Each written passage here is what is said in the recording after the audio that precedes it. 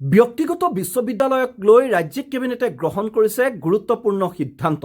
এতিয়াৰ পৰা নতুনকৈ অসমত ব্যক্তিগত বিশ্ববিদ্যালয় যদি স্থাপন কৰিবলৈ হয় তেতিয়াহ'লে লাগিব নেশ্যনেল ছিকিউৰিটিৰ ক্লিয়াৰেন্স।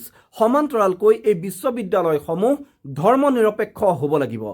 হিমন্ত বিশ্ব শৰ্মা কেবিনেটে গ্ৰহণ কৰিছে এই গুৰুত্বপূৰ্ণ সিদ্ধান্ত আৰু এই বিশ্ববিদ্যালয়সমূহ সম্পূৰ্ণৰূপে ধৰ্মনিৰপেক্ষ হোৱাৰ লগতে ইয়াৰ যি কৰ্তৃপক্ষ থাকিব সেই কৰ্তৃপক্ষ ধৰ্মান্তকৰণৰ দৰে বিষয়ত প্ৰত্যক্ষ বা পৰোক্ষভাৱে জড়িত থাকিব নোৱাৰিব।